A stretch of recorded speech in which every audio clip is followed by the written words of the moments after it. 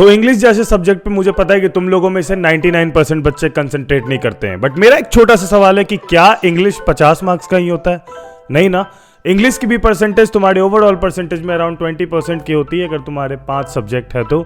और जिस हिसाब से तुम इंग्लिश के लिए डिले करते हो, इंग्लिश को नहीं देखते हो, बट हाँ ये बात भी सही है कि आप इंग्लिश में लास्ट के कुछ दिनों में भी पढ़ के स्कोर कर सकते हैं। दिस इज द फैक्ट, क्योंकि सब करते हैं यार, बहुत ही नॉर्मल सी बात है। और आज की इस वीडियो में मैं आपको बताने वाला हूं कि जो बचे हुए हमारे पास दिन हैं उसमें हम लोग इंग्लिश को पूरी तरह से खत्म कैसे करेंगे। कुछ बच्चे होंगे जिन्होंने इंग्लिश में काफ़ी कुछ कर लिया होगा, जिन्होंने कुछ भी नहीं किया होगा, दो तरह के लोग हैं। तो यहाँ पर मैं बता दूं कि अगर जिन्होंने सब कुछ कर लिया है, आप कैसे अपनी रिवीजन को दोबारा करके अपने जो मार्क्स है उसको 80 आउट ऑफ 80 कर सकते हो। और वो बच्चे जिन्होंने कुछ नहीं पढ़ा है वो अभी क्या करेंगे, दोनों लोग सेम स्ट्रैटेजी के साथ चल सकते हैं। करना क्या है इंग्लिश में? देखो यार, एकदम सिंपल सी बात है कि इंग्लिश जैसे सब्जेक्ट में हमारा 3 सेशन आता है, रीडिंग, राइटिंग और लिटरेचर सेक्शन। अब सबसे बड़ा और सबसे मेजर एडवांटेज जो अपने पास है वो ये है कि इसमें से 2 सेक्शन जो है उससे आपका मार्क्स इजीली सिक्योर हो सकता है अगर आप पे एक अच्छी इंग्लिश की अंडरस्टैंडिंग है, राइट। अब मैं बात करूं रीडिंग सेक्शन की, तो रीडिंग सेक्शन में बहुत ऐसे बच्चे होंगे जो बच्चे डायरेक्ट बैठेंगे and they are confident enough कि वो रीडिंग सेक्शन में भाई पूरा स्कोर कर लेंगे, ठीक है। और मैं बता दूं कि रीडिंग सेक्शन के अलावा राइटिंग सेक्शन में भी बहुत अच्छे ऐसे बच्चे होंगे जिनको अगर फॉर्मेट बता दिया जाए तो वो राइटिंग में भी इनफ स्कोर कर लेंगे। बट लिटरेचर एक चीज़ है जिसमें सबको पढ़ना पड़ता है, राइट। अब रीडिंग सेक्शन में भी बहुत ऐसे बच्चे हैं जिनको अगर मैं दे भी दूं तो वो स्कोर नहीं कर पाएंगे, और उनको जो रिक्वायरमेंट होती है वो होती है रिक्वायरमेंट प्रैक्टिस की, क्वेश्चन कैसे सॉल्व करते हैं, पैसेज कैसे पढ़ते हैं, टैकल कैसे करते हैं, राइट। तो आज की इस वीडियो में मैं टोटली बताने वाला हूं आपको रीडिंग, राइटिंग और लिटरेचर सेक्शन में कि आप इसकी पढ़ाई किस वे में करोगे और कैसे करोगे कि आपका जो सिलेबस है वो 4 दिन के अंदर खत्म हो जाए। नाउ 4 दिन में हम लोग रीडिंग सेक्शन और राइटिंग सेक्शन के 2-2 सेट्स करने वाले हैं, यानी कि टोटल 8 सेट। 8 सेट से मेरा मतलब है कि 8 सैंपल पेपर आपको कहीं से भी जुगाड़ लेना आपके पास होना ही चाहिए। अगर नहीं है तो आप जुगाड़ लो। और मैं आपको बता दूं कि ये 8 सैंपल पेपर्स आपको करने हैं। इन 8 सैंपल पेपर्स का आपको रीडिंग और राइटिंग सेक्शन तो करना ही करना है। रीडिंग सेक्शन में आप क्या करोगे कि आप अपने रीडिंग सेक्शन को पूरी तरीके से सॉल्व करोगे। अब मैं कुछ रीडिंग सेक्शन से रिलेटेड टिप ये देना चाहूंगा कि आप रीडिंग सेक्शन में ये चीज़ ध्यान रखना कि जो इसमें सबसे आसान तरीका है इसको करने का कि आप पहला पूरा का पूरा क्वेश्चन आप पढ़ लो, उसके बाद अगर आप पैसेज पे जाओगे तो आपको एक रिलेवेंसी मिलेगी, और वापस से आपको जो आप ये करते हो कि आप पूरा पैसेज पढ़ते हो, फिर आप क्वेश्चन पे जाते हो, फिर आप उसको वापस आके पैसेज में ढूंढते हो, आपका ये वाला जो टाइम कटिंग है वो हो जाएगा।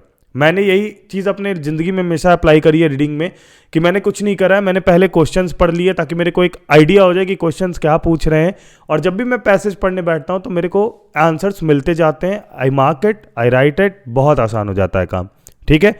रीडिंग सेक्शन में थोड़ी सी वोकैब की नॉलेज चाहिए, बट अगर आपको बेसिक इंग्लिश भी आती है, यानी कि अगर आप बेसिक इंग्लिश बोल पाते हो, अगर आप बेसिक इंग्लिश समझ पाते हो, खास करके वो बच्चे जो एनिमे देखते हो, आपके लिए बहुत अच्छा है, क्योंकि यार बहुत आसान हो जाएगा आपके लिए रीडिंग सेक्शन के वोकैब्स को क्लियर अप करना।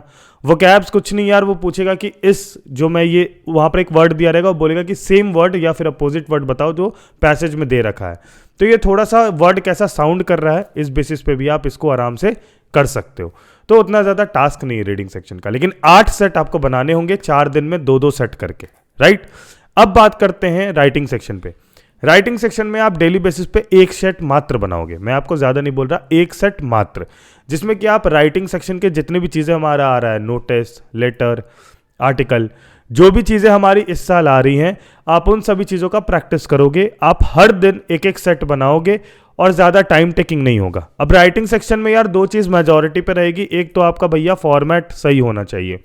फॉर्मेट के लिए कुछ नहीं है, बहुत सारे वीडियोज़ है यार यूट्यूब पे, शिप्रा मिश्रा को आप फॉलो अप कर सकते हो राइटिंग सेक्शन के फॉर्मेट के लिए, तो आप वहाँ से उस चीज़ों को देख सकते हो, राइट। तो फॉर्मेट देख लेना और 4 सैम्पल पेपर सॉल्व कर लेना 1-1 करके 4 दिन, जिसमें कि तुम क्या करोगे, अपना वही नोटिस को या आर्टिकल को या लेटर की प्रैक्टिस कर लेना, आर्टिकल की कि लिखते कैसे हैं, उसको लिखने का तरीका क्या है।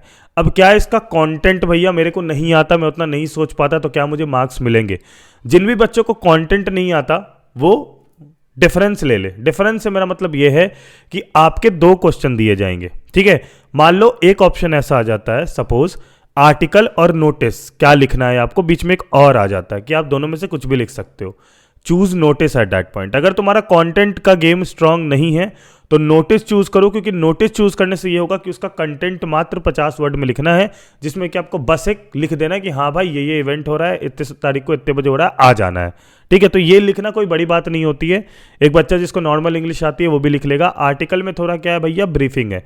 और ये मत समझना कि ग्रामेटिकल एरर्स आपको राइटिंग सेक्शन में नहीं देखे जाते हैं। अगर आप आर्टिकल में भी ग्रामेटिकल एरर करते हो तो मार्क्स आपके कटते हैं। अब बात करते हैं यार कि आप लोगों का राइटिंग सेक्शन, रीडिंग सेक्शन में आपको जो ओवरऑल टाइम देना है एक दिन में, आपको रीडिंग सेक्शन का एक सेट बनाने में अराउंड 30 से 35 मिनट देना है मैक्स, और राइटिंग सेक्शन का एक सेट बनाने में आपको मैक्सिमम 20 से 25 मिनट देना है। यानी कि आपका टोटल 1 घंटे में आपको ये टारगेट रखना है कि आपका रीडिंग और राइटिंग सेक्शन तो हो ही जाए। ज़्यादा से ज़्यादा अगर आप थोड़े से स्लो हो तो उसको मैक्स टू मैक्स 1 घंटे 20 मिनट तक लेके जा सकते हो, but not more than that. Daily basis पे टाइमर लगा के 4 दिन ये करो, रीडिंग और राइटिंग सेक्शन के मार्क्स 100% सिक्योर हो जाएंगे, आई गारंटी। ठीक है, अब आते हैं मेन फंडा, जो कि अपना लिटरेचर सेक्शन। अब भैया लिटरेचर सेक्शन में दुनिया भर की स्टोरीज, मतलब इतनी स्टोरीज है जो कि तुमको सुननी पड़ेगी। अब मैं एक चीज़ एकदम जेन्युइन बताता हूँ, अगर यही चीज़ अगर तुमको मैंने जो 20 दिन की स्ट्रैटेजी बनाई इंग्लिश की, उसमें मैंने बोला डिटेल्ड वीडियोस देखने हैं, डिटेल्ड चीज़ें करनी है, लेकिन अब 4 दिन में अगर इंग्लिश करना है भाई, 4 दिन में, तो आप डिटेल्ड में नहीं जा सकते। अब 2 या 3 ऐसे यूट्यूब चैनल्स हैं जिन पे कि आप यूट्यूब, मतलब कि आपका जो भी लेक्चर्स हैं इंग्लिश लिटरेचर का, जो भी चैप्टर्स है, पोएम्स है, जो भी बड़े स्टोरीज है, आप उसको देखने के लिए 2 ही 3 चीज़ यूज़ करो। मेरा प्रेफरेंस नंबर 1 पे अगर मैं बोलूँ तो एपीपीडिया होगा, क्योंकि एपीपीडिया से मैंने भी देखा था अपने टाइम। और एपीपीडिया में क्या सीन है कि उसमें इंपॉर्टेंट क्वेश्चन 2-3 लास्ट में बंदा करा देता है, जो कि एक्चुअल में एग्जाम्स में आ जाते हैं, मतलब प्रीवियस ईयर क्वेश्चन हो जाते हैं। अब इंग्लिश लिटरेचर के साथ क्या सीन है कि इसके क्वेश्चंस नहीं समझ में आते कि उसमें पूछ क्या रहा है। अगर आपकी इंग्लिश अच्छी नहीं है, अगर आपकी इंग्लिश अच्छी है, ठीक है, जैसे जो बच्चे, जैसे मान लो डीपीएस और ये समझ रहे हो पॉश स्कूल के हैं, उनकी तो इंग्लिश जनरली अच्छी हो सकती है, मैं ये स्टीरियोटाइप लेके चल रहा हूँ, बट वो सारे बच्चे जो सीबीएसई में भारतीय विकास विद्यालय ऐसे किसी को स्कूल से आते हैं, मतलब जैसे मेरा था ऑनेस्टली, तो ऐसे स्कूल से जो बच्चे आते हैं, हमारी इंग्लिश उतनी अच्छी नहीं हो पाती है। ठीक है, अब due to so many circumstances, तो इस केस में आपके लिए थोड़ा टफ हो सकता है, इसलिए लिटरेचर के प्रीवियस ईयर क्वेश्चन करने जरूरी हो जाते हैं। बट जिनकी इंग्लिश गुड टू गो है, जो नॉर्मल स्कूल से भी आके अच्छी इंग्लिश कर लेते हैं, क्योंकि उन्होंने अपने लेवल पे भी अच्छी प्रैक्टिस कर रखी है, उन लोगों के लिए ये चीज़ अच्छा है कि आपको क्वेश्चन समझ में आ जाएगा और आपको आंसर भी करना आ जाएगा, आंसर की फ्रेमिंग आ जाएगी। ठीक है, आंसर की फ्रेमिंग इज मोस्ट इंपॉर्टेंट, कि आप आंसर की जो पहली लाइन है उसमें आप इंट्रो दे रहे हो, अगले 2 लाइन में आप जो पूछा जा रहा है वो बता रहे हो, तीसरी लाइन में आप काइंड ऑफ कंक्लूजन दे रहे हो, है ना। तो इस तरीके से आप आंसर फ्रेमिंग करते हो तो आपको मैक्सिमम मार्क्स मिलते हैं। अब मैं आपको एक जेन्युइन बात बता दूं कि इंग्लिश लिटरेचर के लिए आप एपीपीडिया फॉलो कर सकते हो, एक एक्स्ट्रा क्लास करके है, आप वो फॉलो कर सकते हो। एक्स्ट्रा क्लास की वीडियोस अच्छी रहती है, वो एक लेडी पर आती हैं शायद से, तो उनका बहुत अच्छा रहता है, मैंने उनका काफ़ी वीडियोस देखा है। आप ये 2 को फॉलो कर सकते हो। आप ज़्यादा डिटेल्ड, अगर आपके पास लगता है कि आप टाइम ज़्यादा अभी डाइल्यूट कर सकते हो इंग्लिश में, तो ज़्यादा टाइम डाइल्यूट कर सकते हो, तो शिप्रा मिश्रा भी फॉलो कर सकते हो, थोड़े डिटेल्ड लेक्चर के लिए, थोड़ा पोएटिक अप्रोच के लिए, समझ रहे हो।